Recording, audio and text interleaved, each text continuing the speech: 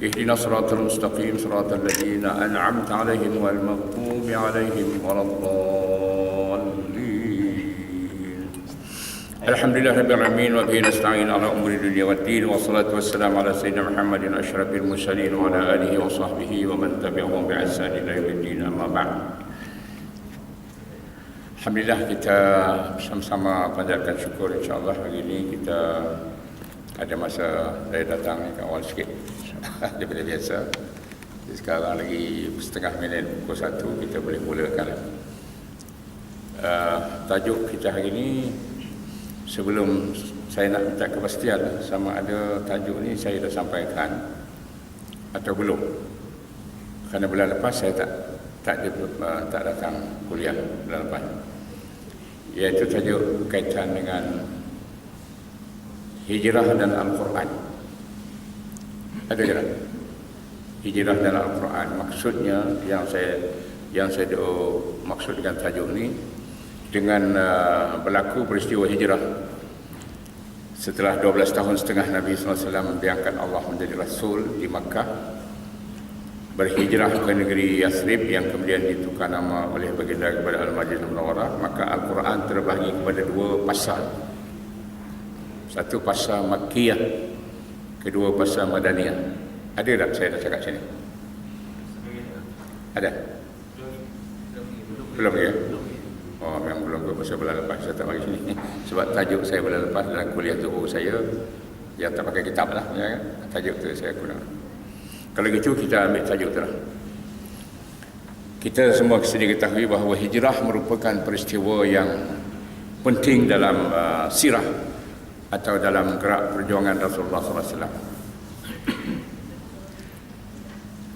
Sehingga peristiwa hijrah dijadikan permulaan bagi mengira tahun umat Islam, atau dengan lain perkataan, bagi mengira bermula dari hijrah itulah lahirnya umat Islam. Sebab itu kita makna walaupun ini bukan dilakukan hijrah dilakukan Rasulullah SAW, tapi mengira tahun tu bila timbul umat Islam nak menguruskan pentadbiran, maka sememangnya lah kita tahu bahawa pada zaman Khalifah Sayyidina Umar, ketika itulah diputuskan bahawa peristiwa hijrah itulah peristiwa untuk titik tolak mengira tahun bermulanya lahir umat Islam. Jadi lalu dinamakan tahun Islam ini tahun hijrah. Adapun takwim itu memang takwim yang dah dikira ada sebelum itulah dipakai oleh orang Arab, iaitu takwim Qamariyah, yang kemudian memang Islam confirmkan, Allah menurunkan perintah bahawa takwim Qamariyah itulah atau lunar kalender itulah tahun yang sah untuk mengira masa bagi umat Islam. Itu memang ada dalam Quran lah. Tapi bagi umat Islam nak kira bermula dari manakah tahun umat Islam, itulah bermula daripada hijrah. Itu menunjukkan hijrah itu peristiwa yang penting, sehingga makna setiap hari kita memperingatinya, bukan setiap tahun, setiap hari. Kerana hari itu daripada hari kepada bulan, bulan kepada tahun. Maknanya setiap hari kita sebut hari bulan. Kita pun panggil hari bulan, kita tak panggil hari matahari kerana kita mengira masa berdasarkan bulan. Itu maksudnya, yang saya maksudkan adalah tahun Qamariyah atau dipanggil lunar calendar, iaitu mengira daripada berasaskan kepada peredaran bulan mengelilingi bumi.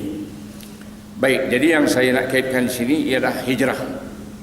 Hijrah tadi kerana dia jadi peristiwa yang sangat penting, sehingga kita menjadikan peristiwa itulah bermulanya kira tahun umat Islam, yang setiap hari pula kita menyebut makna hijrah itu. Kerana hari ini berapa hari bulan hijrah? Berapa hari bulan hijrah ini? Safar berapa? Hari ini bulan Safar. Saya pun tahu penggah ni berapa Safar? 18, 17 Safar. Tapi kalau tahun orang putih, kata orang kita tu tahun Kristian, kita ingatlah hari ini 20, hari ini 17 17 bulan ya. 17 hari bulan Disember. Jadi Safar ini berapa bulan tak kita pun tak ingat. 12. Lebih kurang 12 lah. Pasal apa dia hari itu maknanya 1 hari bulan Muharram tu bersamaan dengan 5 hari bulan. Lebih kurang lah. Baik. Quran, kitab suci yang terakhir yang kita wajib mengimaninya, tak ada lain daripada Al-Quran, melainkan hanya Al-Quran sahajalah kitab yang diturunkan Allah untuk umat manusia. Al-Quran mula diturunkan ketika telah usia Nabi Muhammad SAW genap 40 tahun 6 bulan, ikut kiraan tahun Qamariyah tadi ya. Usia Nabi lebih kurang 40 tahun 6 bulan. Maka baginda menerima ayat Quran yang pertama, sekaligus bermakna dengan menerima wahyu pertama itu, dia pun terangkatlah menjadi Nabi atau Rasul. Mula Nabi dululah, beberapa ketika baru jadi Rasul. Kerana bezanya, Nabi itu maknanya manusia lelaki yang mendapat wahyu daripada Allah SWT mengenai berita alam gaib atau mengenai apa-apa yang Allah turunkan. Jadilah dia Nabi.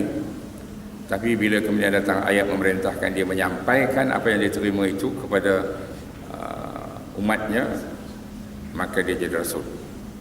Jadi dengan turunnya 5 ayat yang pertama, yang kita semua sedia maklum ya, diulang-ulang tu, surah Al-Alaq, surah Iqra, surah ke-97. Daripada susunan surah Quran ada sebanyak 114 surah. Maka 5 ayat dari surah ke-97 itulah permulaan turun ayat Quran. Kemudian berterusanlah sedikit demi sedikit dalam tempoh 22 tahun setengah selesailah penurunan Al-Quran itu. Jadi Nabi Muhammad SAW umur dia 63 tahun. Nabi umur dia yang muktamad ya, 63 tahun, mengira kira tahun Qamariyah tadilah. Lahir 12 Rabiul Awal, mangkat atau wafat 12 Rabiul Awal. Jadi macam tu dia punya kira. Dia mangkat pada 12 Rabiul Awal tahun ke-11 Hijriah. Bermaknanya genaplah umur dia 63 tahun. Manakala dia menjadi Rasul atau jadi Nabi ketika umur 40 tahun setengah. Bermaknanya dia jadi tempoh dia jadi Rasul 22 tahun setengah. Dari 22 tahun setengah itu pula dia menerima tadi wahyu yang pertama dari surah Al-Alaq, 5 ayat yang pertama, sampailah kepada ayat yang terakhir. Sebahagian besar ulama mengatakan yang terakhir itulah surah Al-Maidah ayat 3 itu. Ketika dia berada di Arafah tahun ke-10 Hijriah, iaitu ayat a'udzubillahi minasyaitonir rajim, al-yauma akmaltu lakum dinakum wa atmamtu 'alaikum ni'mati wa raditu lakum al-islam madina. Kalau ambil kira itu ayat terakhir turun pada 9 Zulhijjah, bermaknanya Al-Quran diturunkan dalam tempoh tak sampai 22 tahun setengah. Dia jadi Nabi 22 tahun setengah. Tapi ayat ini terakhir, maknanya lebih kurang 3 bulan sebelum Nabi wafat atau mangkat. Kerana 9 Zulhijjah itu hari Arafah, sampai 9 Muharram, 9 Safar, 9 Rabiul Awal. Kalau 12 awal pula dia mangkat, makna 3 bulan 3 hari sebelum dia mangkat atau wafat, ayat Quran dah sempurna habis turun. Bermaknanya Al-Quran diturunkan tempoh 22 tahun 3 bulan. Ada pula ulama yang potong hari dah pula. Sebab tadi tu di sini dia menerima wahyu tu umur dia dah kira-kira 40 tahun 6 bulan 3 hari atau 4 hari. Yang ini tadi pula sebelum dia mati 3 bulan berapa hari. Jadi tolak-tolak, maka sebahagian ulama mengatakan tempoh wahyu Quran turun kepada Nabi SAW ialah 22 tahun 2 bulan 23 hari. Itu dia punya latar belakang lah. Quran yang hari ini kita kata Quran 30 juzuk.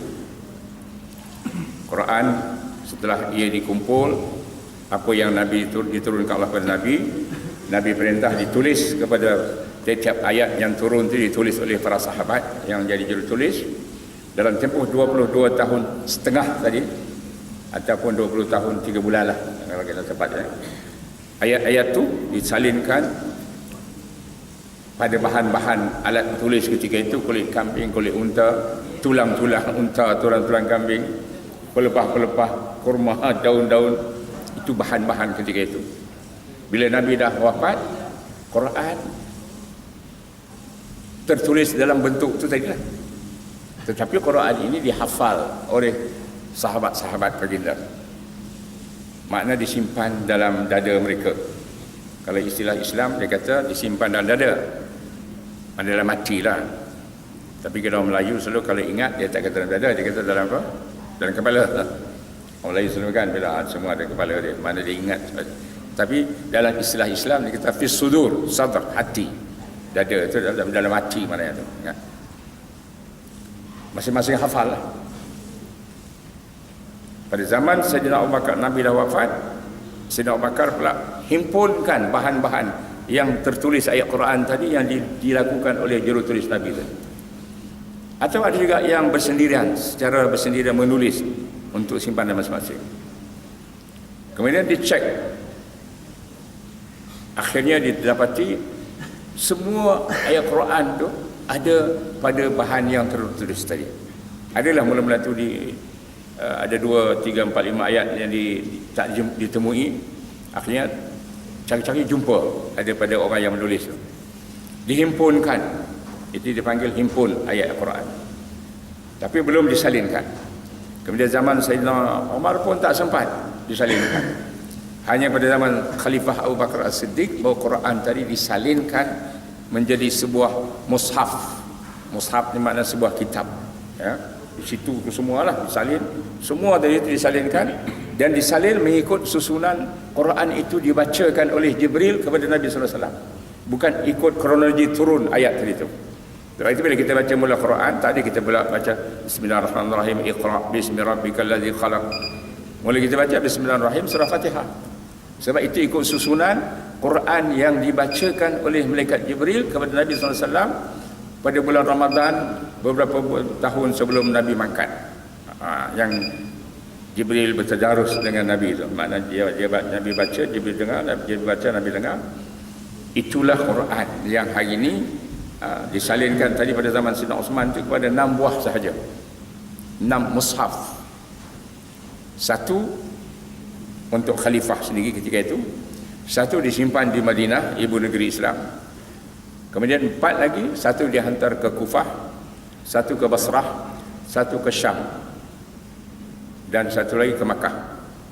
Itulah mula-mula 6 buah mushaf Quran yang disalin ikut perintah khalifah berdasarkan bagaimana ia disalinkan dengan tulisan pada masa diperintah oleh Nabi ditulis.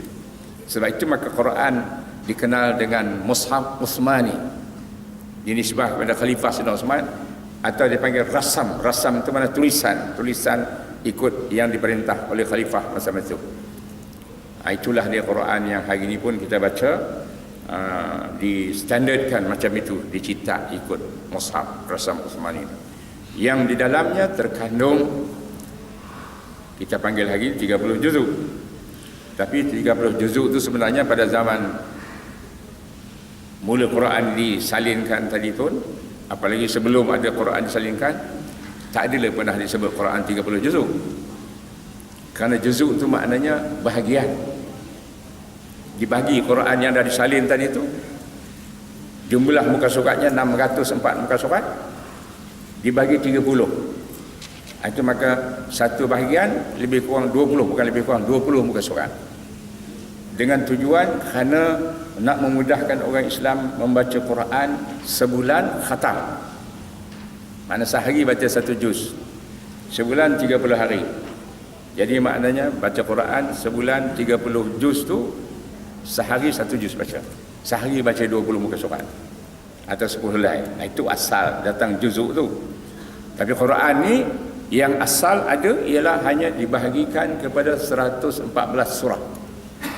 Itu yang memang diberitahu oleh Jibril. Ini surah Fatihah, ini surah Al-Baqarah, ini surah Ali Imran, ini surah An-Nisa, ini surah Al-Maidah, Ini surah Al-An'am, ini surah Al-A'raf, ke-7 lah, ke-8 Al-Anfal, ke-9 At-Taubah, ke-10 Yunus, ke-11 seterusnya sampai ke-114 surah An-Nas. Qul a'udzu birabbin nas. Jadi yang poin saya nak sebut hari ini, Quran ada 114 surah. Diturunkan dalam tempoh tadi sekitar 22 tahun 3 bulan. Atau secara tepat tadi setengah kata 22 tahun 2 bulan 23 hari. Tempoh itulah Quran turun sikit. Bermula dengan surah Al-Alaq, 5 ayat. Bismillahirrahmanirrahim. Iqra bismi rabbikal ladzi khalaq, khalaqal insana min 'alaq, iqra wa rabbukal akram alladzi 'allama bil qalam, 'allamal insana ma lam ya'lam. Ini pun sangat penting. Insya-Allah 5 ayat ni kita akan jadikan topik kuliah kita yang akan datang tu insya-Allah. Mana kalau tahun yang kita pakai tahun depan. Tapi kalau tahun Islam mana bulan depan. Yang kita nak cakap gini dengan sebab hijrah Nabi SAW selepas 12 tahun dia setengah lebih kurang dia jadi Nabi tadi dari Makkah berhijrah ke Madinah, maka Quran yang sebelum hijrah dinamakan ayat-ayat Makkiyah atau surah lah. Dia ambil surah tu mana tiap-tiap satu ni, ini satu surah. Macam Al-Fatihah satu surah. Yang menentukan surah ni berapa ayat, itu memanglah ditetapkan Allah. Sebelum turun kepada Nabi Muhammad SAW, sebelum Jibril menurunkan sedikit demi sedikit, sebelum dipilih yang mana satu ayat nak diturunkan, Quran ni sudah sedia ada sebelum turun kepada Nabi SAW sebuah tadi tu 30 juz, tapi tak nama 30 juz lah, 114 surah sudah ada. Kerana ini yang sebut surah-surah ni memang Jibril beritahu ini surah ini surah ini surah ini surah ini. Di mana Quran tu sebelum turunkan? Di langit, di alam ghaib lah, yang diistilahkan di langit dunia. Di langit dunia itu maksudnya langit yang paling bawah. Perkataan ad-dunia itu makna yang paling bawah. Sebab dalam Quran sebut Allah ciptakan 7 petala langit, 7 lapis langit. Yang Nabi Isra Mi'raj tu kan, daripada langkah naik 1 langit, 2 langit, 3 sampai langit ke-7 baru pergi ke Sidrah Muntaha. Jadi di langit dunia tu Quran telah ada. Dari situlah sedikit demi sedikit diturunkan, bermula dengan surah Al-Alaq 5 ayat tadi kepada Nabi SAW. Sebelum diturun ke langit dunia tu, Quran sebelum tu ada di Lauhul Mahfuz, maknanya di alam tinggi, di bawah, di alam di arasy Allah. Itu kita kena beriman lah, maknanya bukan ada tempat lah, maknanya di alam yang paling tinggi, ghaib di sisi Allah. Quran tu dah ada dengan kehendak Allah untuk diturun melalui Jibril kepada Nabi Muhammad SAW, tapi kemudian dari sana diturunkan sekaligus ke langit dunia. Jadi sekaligus tadi makna semua sekali tadi lah. Kemudian barulah secara sedikit demi sedikit dari langit dunia tu kepada Nabi SAW melalui Jibril. Sebab itu bila disebut Quran, maknanya wahyu Allah yang diturunkan kepada Nabi Muhammad SAW. Jadi wahyu yang diturunkan kepada Nabi lain, tak nama Quran lah. Wahyu Allah yang diturunkan kepada Nabi Muhammad SAW melalui Jibril. Kalau wahyu Allah turun kepada Nabi tapi tak melalui Jibril, itu bukan Quran. Apa yang tak melalui Jibril tu? Melalui mimpi, melalui ilham. Mana Nabi duduk tiba-tiba dalam hati dia campakkan Allah ilmu. Macam kita ni orang biasa kita ilham lah. Tapi kalau Nabi itu dipanggil wahyu juga. Tapi yang tu tak jadi Quran. Wahyu seperti itu, makna Allah bagi ilmu kepada Nabi, kemudian Nabi cakap sendirilah dengan bahasa dia. Itu yang jadi hadis tu. Yang Quran ni wahyu yang diturunkan Allah melalui Jibril AS kepada Nabi Muhammad SAW dengan makna dan perkataannya sekali dalam bahasa Arab. Itu dia punya definisi Quran, dengan makna dan perkataan sekali. Makna itu maknanya maksud daripada perintah Allah itu, tapi dengan lafaznya sekali. Mana Jibril dah kata sampai kepada Nabi, Iqra. Maka Nabi pun kena terima yang itulah. Nabi pun kata Iqra juga. Padahal Iqra itu maksudnya baca olehmu. Baca olehmu. Tapi Nabi pula terima, ambil macam tu juga, baca olehmu. Tak boleh ubah. Ya. Qul, kata olehmu, wallahu ahad misalnya, surah Al-Ikhlas. Nabi pun ambil macam tu juga, qul wallahu ahad. Sebab dengan perkataan itu dan makna sekali makna yang tadi katakan olehmu itulah. Jadi itulah yang dikatakan Quran dalam bahasa Arab. Makna memang dah dilafazkan oleh Jibril dalam bahasa Arab. Kemudian takrifnya lagi juga, dan menjadi ibadah membacanya. Mana Quran ni baca saja pun dapat pahala. Tapi kalau hadis Nabi, kita baca hadis, belum tu dapat pahala, melainkan kita memahami maknanya, atau kita mengajarkannya, atau mengamalkan, dah tentulah kan. Itu balik kepada Quran sebab hijrah. Dengan sebab berlaku hijrah tadi itu, maka Quran terbahagi kepada dua. Satu, ayat-ayat yang dipanggil Makkiyah, iaitu dinisbahkan kepada negeri Makkah, sebab Nabi sebelum hijrah makna tempat tinggalnya di Makkah. Sekalipun ayat itu turun mungkin Nabi di luar Makkah, tapi makna Nabi ketika sebelum hijrah tu makna stesen dia, tempat tinggal dia ialah Makkah. Jadi ayat-ayat Makkiyah ni dari jumlah 114 surah Quran tadi tu, sebanyak ini ikut yang muktamad lah, 86 surah. 86 surah Quran yang diturun sebelum hijrah, yang dinamakan Makkiyah, 86 surah yang muktamad lah. Tapi ada ulama-ulama kata 82 sahaja. 82. Kenapa? Kerana ulama berselisih faham menetapkan ayat ni Makkiyah ataupun Madaniyah. Madaniyah tu yang diturun selepas hijrah, iaitu disebahkan kepada negeri Al-Madinah Al-Munawwarah atau kota Madinah. Tapi kita ambil ini qaul yang muktamad. Muktamad 86 surah Makkiyah. Lebihnya untuk jadi 114 tu 28 surah Madaniyah. Jadi itulah maknanya hasil atau akibat daripada peristiwa hijrah Nabi sallallahu alaihi wasallam. Quran terbagi dua, Makkiyah, surah-surah Makkiyah, surah-surah Madaniyah. Itu dari segi nama. Dari segi dia punya, bukan kenapa dia berbeza dari segi nama ni. Yang terima Nabi sallallahu alaihi wasallam juga, yang nyampaikan Jibril alaihi salam juga, yang wahyu ni pun daripada Allah juga. Yang semua ni pun sebelum turun ni pun dah memang dalam kitab Al-Quran yang tadi di alam, di langit dunia tadi itu, itulah dia. Tapi kenapa diasingkan? Sebab ada membawa makna dan penting peristiwa hijrah tu. Allah tunggu sampai masa baru suruh Nabi hijrah. Bila kita meneliti 86 surah-surah Makkiyah, dia orang sembahyang di mana?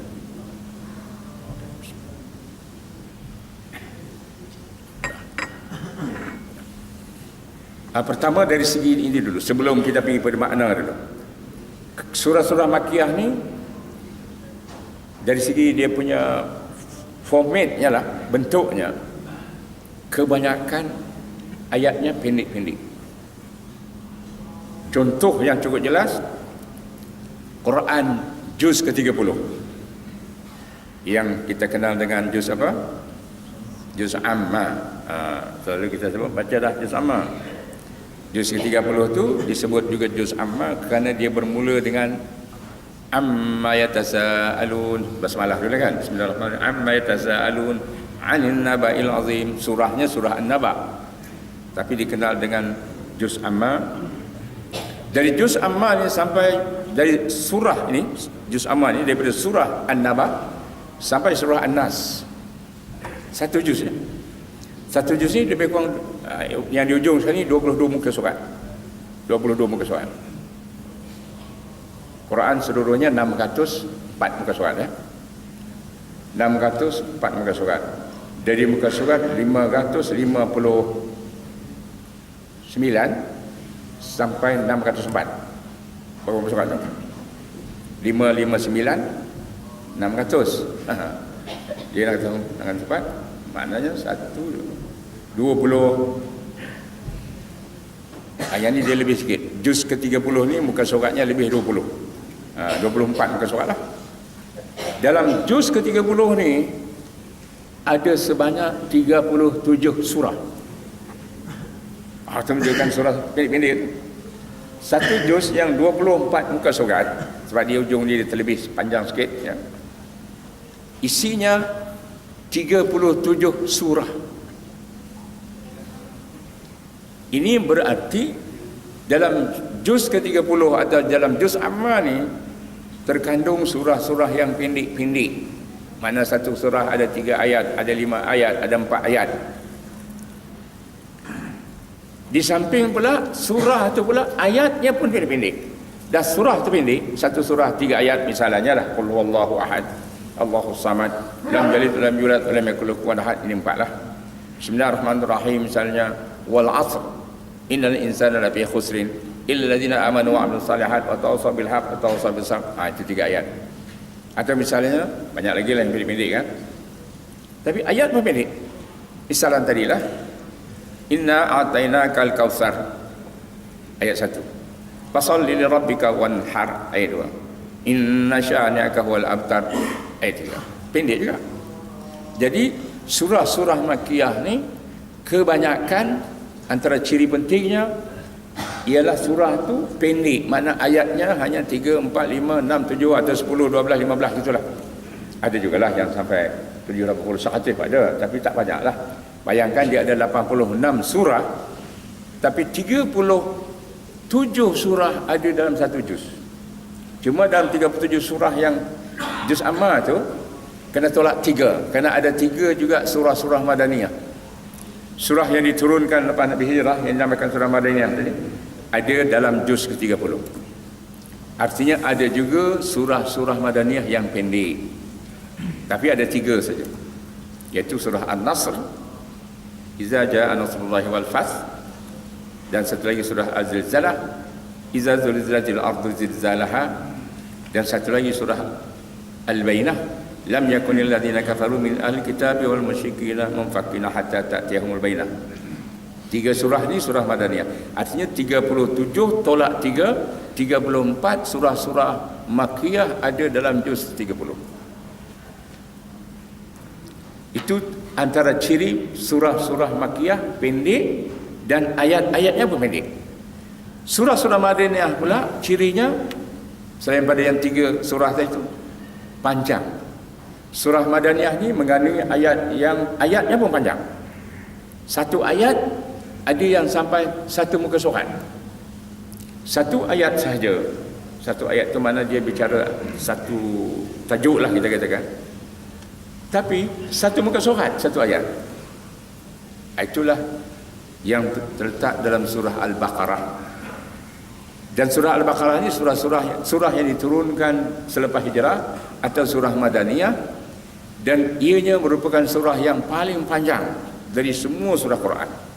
Sebab surah Al-Baqarah mengambil muka surat Quran 48 muka surat satu surah.